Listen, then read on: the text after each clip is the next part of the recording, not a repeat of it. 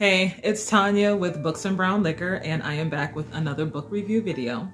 Today I am talking about The Bird Eater by Ania Ahlborn. The Bird Eater.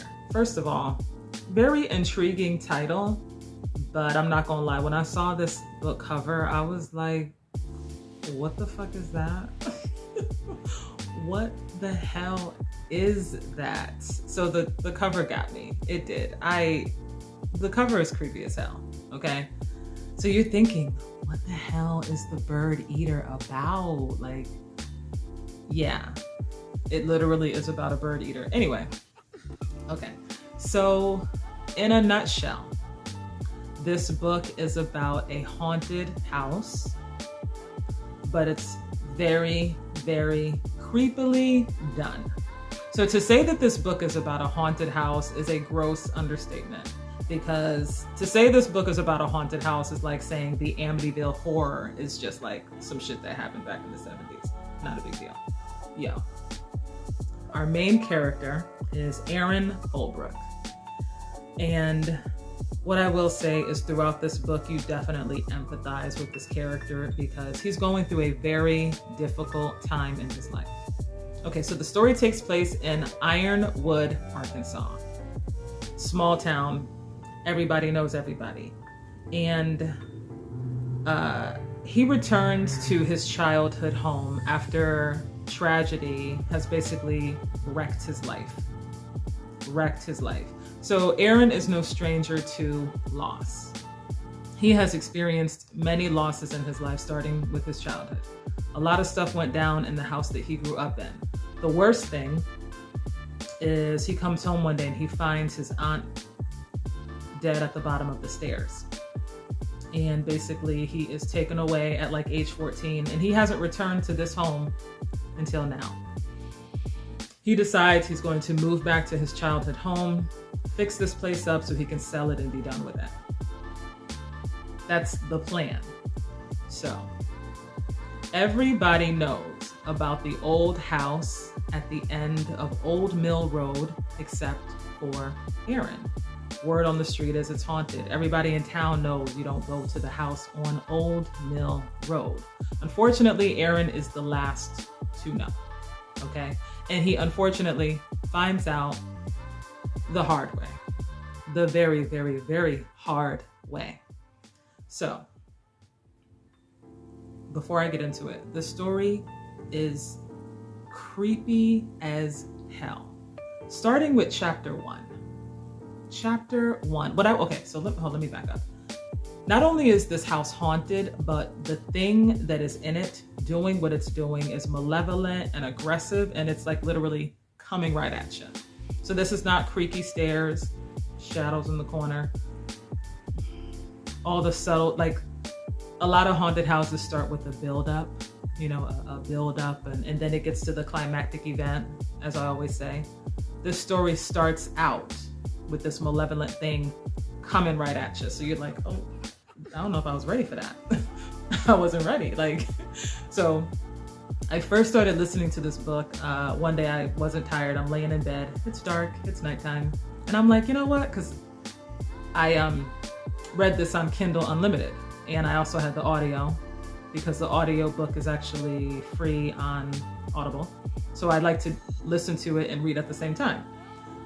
So I was like, let me go ahead and start chapter 1 just to see what we're working with. So I'm laying in bed in the dark and immediately I'm like, I don't know about this. Like, it was creepy as hell. I was literally scared in my room. My house is not haunted. I've never heard anything out of the ordinary in this house. Only thing I hear are sirens and neighbors. And when I was listening to this book, I was afraid in my own room. So she did her job. So anyway, getting back to the book. Arron, like I said, he is at what you would call rock bottom. He is at the bottom of rock bottom, the bottom of the bottom. He is isolated. He's dealing with post-traumatic stress. He's very depressed.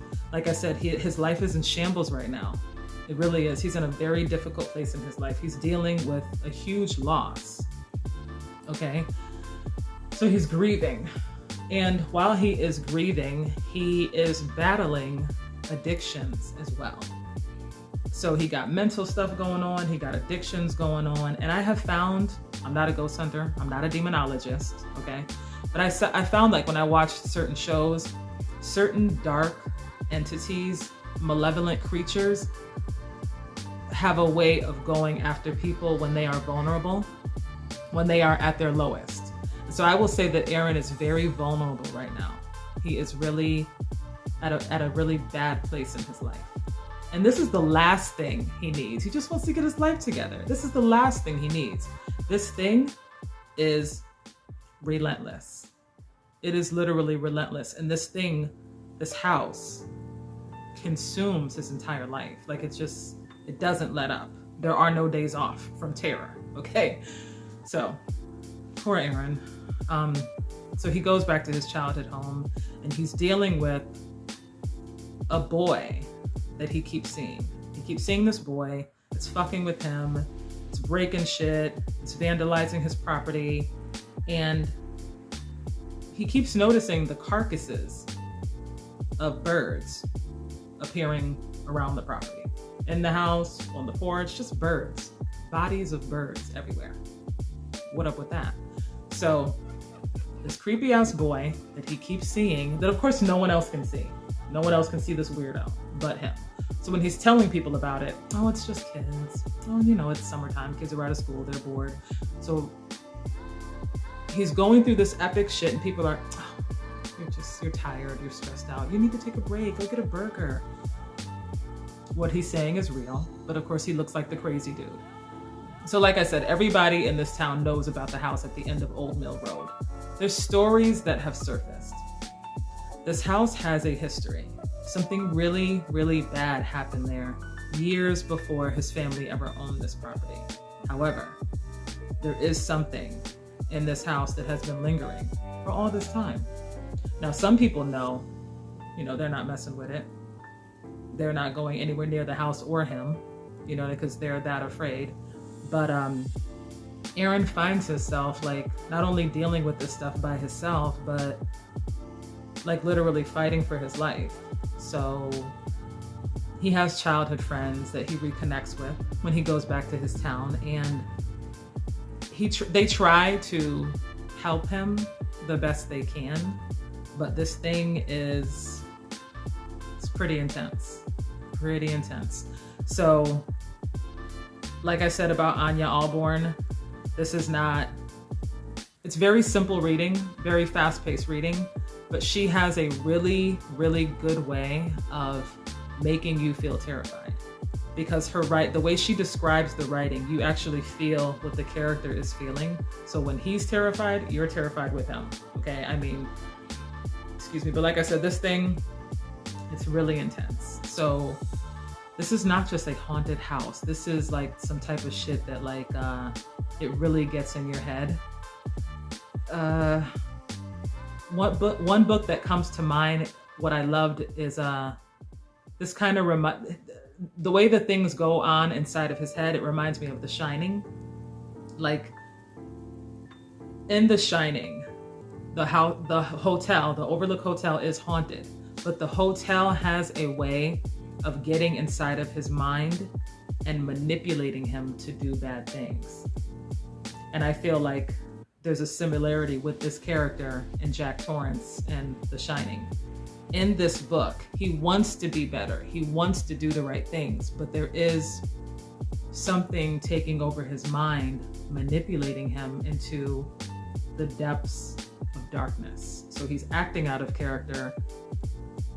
He's having these outbursts that are not like him. So, like I said, this thing is not just haunting the house, it's haunting him too. So I enjoyed this. It was creepy as hell. It was fucking terrifying. And the whole time I felt so bad for Arron. Like, the character, he just went through so much. And as you're reading it, you're going through it with him. So hell yes, I recommend it. The Bird Eater by Ania Ahlborn, y'all. It's creepy as hell. You've been warned, okay? So anyway, I wish you good reading. Thank you for watching.